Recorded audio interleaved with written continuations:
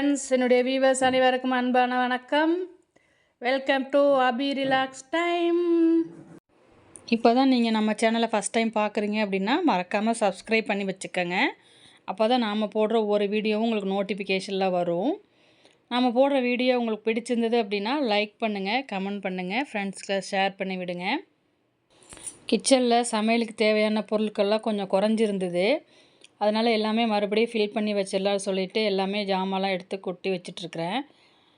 எப்போதுமே நம்ம சமைக்கிறப்போ எனக்கு எல்லா பொருளுமே நிறையா இருக்கணும். அப்போ தான் எனக்கு கொஞ்சம் சந்தோஷமாக இருக்கும். அதனால் நான் எப்போதுமே ஸ்டோர் பண்ணி வச்சுருப்பேன். குறைஞ்சிதுன்னா நான் மறுபடியும் எடுத்து ஃபில் பண்ணி வச்சுருவேன். இன்றைக்கும் அப்படி தான். புளி கொஞ்சம் சுத்தம் பண்ண வேண்டியிருந்தது. அதெல்லாம் எடுத்து சுத்தம் பண்ணிடலான்னு சொல்லிவிட்டு அந்த சக்கையெல்லாம் தனியாக எடுத்து ஒதுக்கி வச்சுட்டு புளியை மட்டும் காய வச்சுட்டு மறுபடியும் ஸ்டோர் பண்ணி வச்சுருக்கேன்.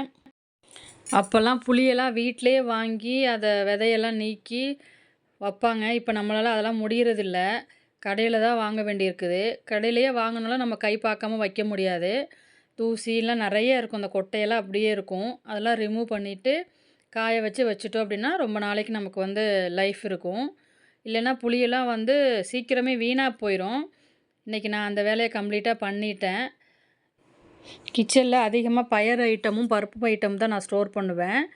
நான் வீக்லி 3 டேஸ் நான் பருப்பு ஐட்டம் பயறு ஐட்டம் சமைச்சிருவேன் கண்டிப்பாக. பசங்களுக்கு அதுதான் இன்றைக்கி ஹெல்த்தியாக இருக்கும் அப்படிங்கிறதுக்காக. முடிஞ்ச ஐட்டம்லாம் நோட் பண்ணி வச்சாச்சு. நெக்ஸ்ட் டைம் கடைக்கு போகும்போது வாங்கிக்கலான்னு சொல்லிவிட்டு நோட் பண்ணி வச்சுருக்கேன். எனக்கு இன்றைக்கி 2 ஆர்டர் வந்தது. ஹேர் ஆயில் ஆர்டரும் ஹெல்த் ரெசிப்பியும் எனக்கு செஞ்சு தாங்கன்னு சொல்லி கேட்டிருந்தாங்க பக்கத்தில். அதனால் கொஞ்சம் வேலை பரபரப்பாக ஆகிட்டுருக்குது. இந்த ஒர்க்கெலாம் முடிச்சுட்டு நான் அந்த வேலையை ஸ்டார்ட் பண்ணணும். அதுக்காக தான் அவசர அவசரமாக வேலை செஞ்சிட்ருக்கேன். ஹெல்த் ரெசிபி ஆல்ரெடி நான் வீடியோ போஸ்ட் பண்ணியிருக்கேன். பார்க்காதவங்க அந்த வீடியோ பாருங்கள். ஸ்கூல் போகிற பசங்க உங்கள் வீட்டில் இருக்காங்க அப்படின்னா நீங்கள் இந்த மாதிரி ஹெல்த் ரெசிபி செஞ்சு கொடுத்தீங்கன்னா ஈவினிங் ஸ்நாக்ஸுக்கு விரும்பி சாப்பிடுவாங்க. ஸ்கூலுக்கும் கொடுத்து விடலாம். ரொம்ப ஆரோக்கியமானதும் கூட. எல்லா ஐட்டமுமே நான் சேர்த்து செய்வோம் அதில். சில பேருக்கு எள்ளை சுத்தம் பண்ண தெரியாது. அதனால தான் அந்த வீடியோ நான் உங்களுக்கு போட்டிருக்கிறேன். எள்ளு நம்ம இந்த மெத்தடில் தான் சுத்தம் பண்ணணும். எள்ளில் நிறையா சின்ன சின்ன கல் இருக்கும், மணல் இருக்கும் நிறையா. இந்த மெத்தடில் நம்ம சுத்தம் பண்ணோம் மண்ணும் கல்லும் போயிடும். எல்லாம் சுத்தம் பண்ணிவிட்டு நல்லா வெயிலில் காய வச்சாச்சு. இது பெரிய பிளேட்டில் போட்டு கீழே வச்சுருக்கலாம். நீங்கள் ஏன் வைக்கல பாத்திரத்துலேயே வச்சுருக்கீங்கன்னு கேட்காதீங்க. ஏன்னா நம்ம வீட்டில் 2 செல்லக்குட்டி இருக்குது. அதை என்னதாவது பண்ணிடுவோம் அப்படிங்கிறதுக்காக நான் பாத்திரத்துலேயே வச்சு மேலே ஸ்லாப்பில் வச்சுட்டேன். அது ஈரம் போனதுக்கப்புறம் எடுத்துகிட்டு நல்லா ஃப்ரை பண்ணிக்கணும். நல்லா பொரியணும். நல்லா வாசம் வரும் அந்த நம்ம வறுக்கிறப்போ எள்ளு. அந்த மாதிரி நம்ம நல்லா வறுத்து எடுத்துக்கணும். இது குழந்தைங்க பெரியவங்க எல்லோரும் சாப்பிட்லாம். ஆரோக்கியமானது நம்ம செஞ்சு கொடுக்குறோம் அப்படிங்கிறனால தான் நம்மளை விரும்பி கேட்டிருக்காங்க ஆர்டரு. அவங்க வீட்டில் 2 பசங்க இருக்காங்க. சேல்ஸுக்கு அப்படின்னு செஞ்சாலுமே வீட்டுக்கு என்னோடய பசங்களுக்கு நான் எப்படி செய்வேனோ அதே மாதிரி தான் நானும் செய்வேன். பிஸ்னஸுக்கும் செய்யும்போது ஒரு சந்தோஷம் வருது. நல்லா ஆசையாக செஞ்சிட்ருக்கேன். இதே பெரிய ஆர்டராக வரணும்னு நான் எதிர்பார்க்குறேன். இப்போ தான் ஸ்டார்ட் பண்ணியிருக்கேன். இப்போல்லாம் பாரம்பரியமான உணவு வகைகளை நம்ம கொஞ்சம் கொஞ்சமாக மறந்துட்டு பேக்கரி பக்கம் திரும்பிகிட்ருக்கோம். அதெல்லாம் மறந்துட்டு மறுபடியும் நம்ம பாரம்பரியமான உணவுக்கு திரும்பி வரணுங்கிறதா என்னோடய ஆசை.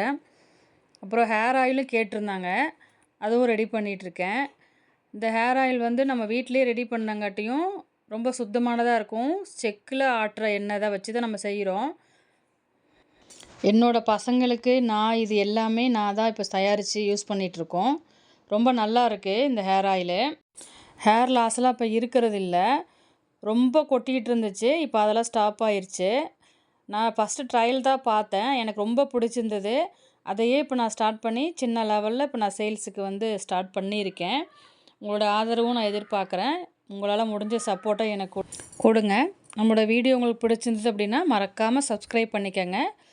லைக் பண்ணுங்கள், ஷேர் பண்ணுங்கள், கமெண்ட் பண்ணுங்கள். பிஸ்னஸ் ஒர்க்கு முடிஞ்சுது. கொஞ்ச நேரம் ரெஸ்ட் எடுக்கலான்னு சொல்லிட்டு மதியானம் ரெஸ்ட் எடுத்தாச்சு. ஈவினிங் இந்த மாதிரி செல்லோ டேப்பு வேஸ்ட்லாம் நிறையா இருந்தது எனக்கு. அதை வச்சு ஏதாவது பண்ணலாம் அப்படின்னு சொல்லி யோசனை பண்ணிகிட்டே இருந்துட்டு ஒரு ட்ரெஸ்ஸிங் டேபிளில் வைக்கிற ஒரு சின்ன பொருள் மாதிரி ஏதாவது ஒன்று செய்யலான்னு சொல்லிட்டு பிளான் பண்ணி அதில் இறங்கியாச்சு. நாம் அந்த வேலையில் பரபரப்பாக இருக்கும்போது சோனா என்ன பண்ணிகிட்ருக்கான்னு பாருங்கள். அவளும் பரபரப்பாக எதையோ ஒன்று பண்ணிகிட்ருக்கா. அவளை கவனிக்கிறதுக்கு நமக்கு டைம் இல்லை. நம்ம பரபரப்பாக நம்ம வேலை செஞ்சிட்ருந்தோம். அது என்ன பண்ணிகிட்ருக்கு நீங்களே பாருங்கள். சுற்றி சுற்றி வந்துட்டு இருந்தது. நம்ம அதை கவனிக்காமல் நம்ம ஒர்க்கில் கொஞ்சம் பிஸி ஆகிட்டோம். சேட்டை அதிகமாக பண்ணிகிட்டு இருந்துச்சு.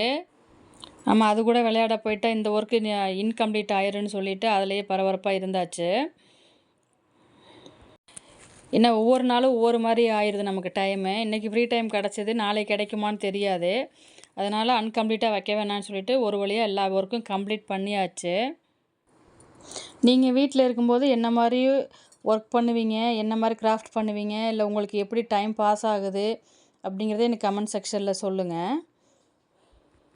எனக்கு யூஸ் ஆகிற மாதிரி டிப்ஸாக இருந்ததுன்னா அதை நான் ஃபாலோ பண்ணிக்கிறேன். இந்த வீடியோ உங்களுக்கு பிடிச்சிருந்தது அப்படின்னா மறக்காமல் லைக் பண்ணுங்கள், கமெண்ட் பண்ணுங்கள், ஃப்ரெண்ட்ஸுக்கெல்லாம் ஷேர் பண்ணி விடுங்க. முடிச்சுட்டு தான் பசங்க கூட விளையாடுற மாதிரி இருந்தது. ரெண்டும் என்னவோ பண்ணுறாங்கன்னு சொல்லி மாற்றி மாற்றி நம்மளை சுற்றி சுற்றி வேடிக்கை பார்த்துட்டு இருந்தது. பார்க்குறதுக்கு க்யூட்டாக அழகாக இருந்தது. கொஞ்ச நேரம் நம்மளையே பார்த்துட்டே இருந்துட்டு நம்ம விளையாடலான்னு சொல்லிட்டு அது போயிடுச்சு விளையாடுறதுக்கு. ஒரு சின்ன பாலை ஒன்று தூக்கி போட்டோம், அது ரெண்டும் பார்த்து விளையாடிட்டு இருந்துச்சு. நிறைய சேட்டைகள் பண்ணுறாங்க. பட் நம்மளால் கரெக்ட் டைமுக்கு கேப்சர் பண்ண முடியல. கேப்சர் பண்ண டைமில் கிடைக்கிற வீடியோ தான் உங்களுக்கு நான் அப்பப்போ போஸ்ட் பண்ணிகிட்ருக்கேன். இந்த மாதிரி வீடியோ பார்க்கணுன்னா மறக்காமல் சப்ஸ்கிரைப் பண்ணிக்கோங்க. தேங்க்யூ ஃபார் வாட்சிங்.